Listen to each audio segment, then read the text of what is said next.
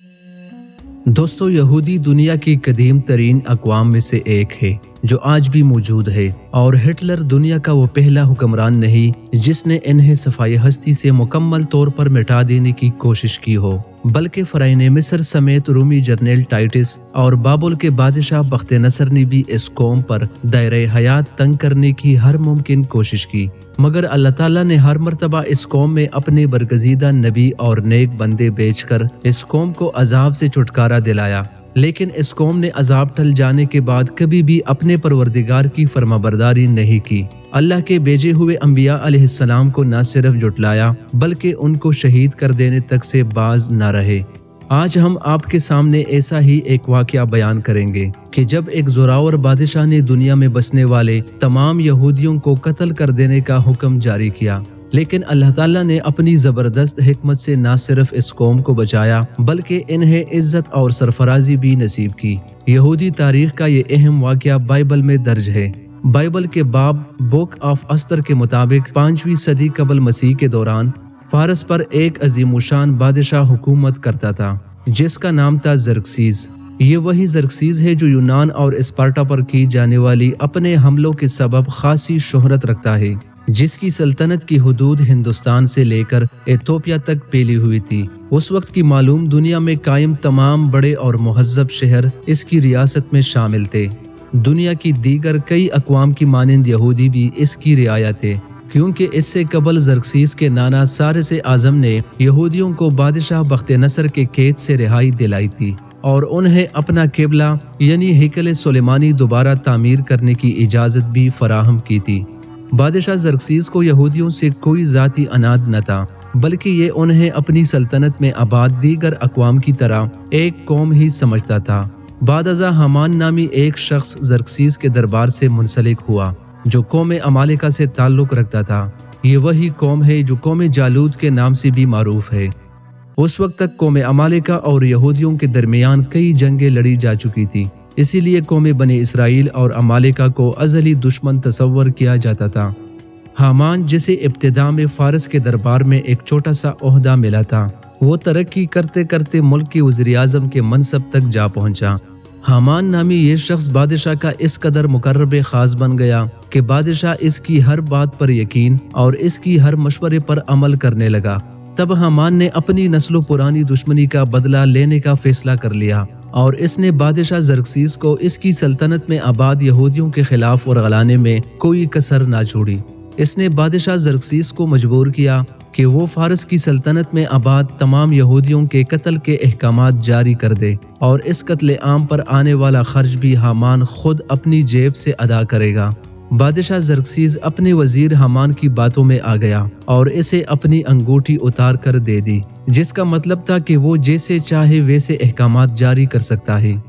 जब हामान कौम बनी इसराइल के खिलाफ ये साजिश रच रहा था, ऐन उसी वक्त किस्मत भी अपना खेल खेल रही थी। हुआ यूं कि एक दिन जब बादशाह ज़रक्सीस के शाही महल में एक अजीमुशान दावत जारी थी, तब बादशाह की खूबरू और हसीन व जमील मलिका वश्ती ने सरे दरबार बादशाह का हुक्म मानने से इनकार कर दिया, जिससे बादशाह की बहुत ज्यादा बेइज्जती हुई। इसके जवाब में बादशाह ने वश्ती से मलिका का ओहदा छीन लेने का इरादा किया और तमाम रियासत में एक नई मलिका की तलाश शुरू हो गई। सरकारी एहलकार रियासत के तूल और अर्ज में जाते और हसीन व जमील लड़कियां उठा लाते। बादशाह की नई मलिका बनने की उम्मीदवार इन नई लड़कियों में इस्तर नामी एक यहूदी लड़की भी शामिल थी, जिसके माँ बाप मर चुके थे और वो अपने एक ज़ईफ़ उल उम्र रिश्तेदार के साथ रहती थी। ये इंतहाई खूबसूरत होने के साथ साथ एक पाकीज़ा और सादतमंद लड़की थी जो हर वक्त अपने परवरदिगार की इबादत में मसरूफ रहती।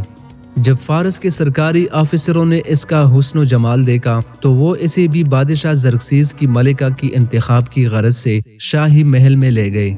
यहाँ हिंदुस्तान, अफ्रीका और यूरोप समेत दुनिया के मुख्तलिफ ममालिक और कौमों से ताल्लुक रखने वाली हसीन व खूबरू लड़कियाँ लाई गई थी, जिन्हें 1 साल तक शाही अदब व अदाब की तालीम दी जानी थी और इनका हुस्न व जमाल मजीद निखारने के बाद इन्हें बादशाह ज़रक्सीस के सामने पेश किया जाना था। इस्तर इन तमाम लड़कियों में सबसे अलग थी। ना तो इसमें मुकाबलेबाजी का जज्बा था اور نہ ہی ملکہ بن کر تمام محل پر حکمرانی کرنے کی خواہش۔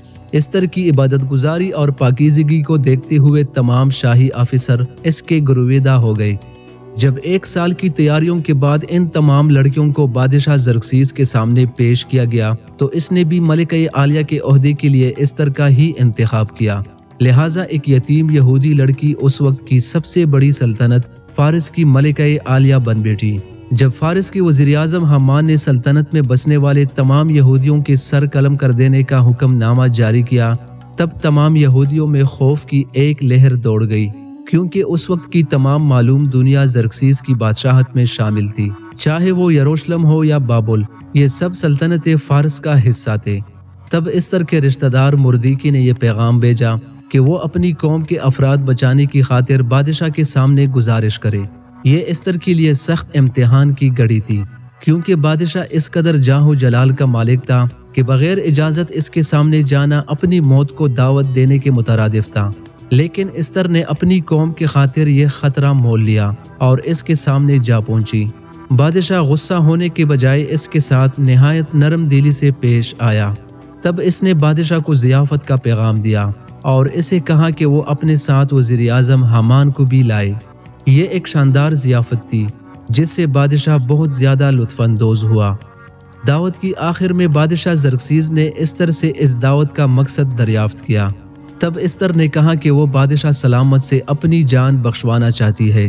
زرکسیس یہ سن کر سخت غضبناک ہوا۔ اس نے کہا کہ کس کی جرت ہے کہ سلطنت فارس کی ملکہ کی جان لے۔ تب اس نے حمان کی بنی ہوئی تمام سازشوں سے بادشاہ کو آگاہ کیا اور اسے اس کی یہودی ملازموں کی وفاداریاں یاد دلائی، اور یہ بھی بتایا کہ بادشاہ کے اس حکم نامے سے اس کی ملکہ سمیت اس کے تمام وفادار یہودی ملازم بھی مارے جائیں گے۔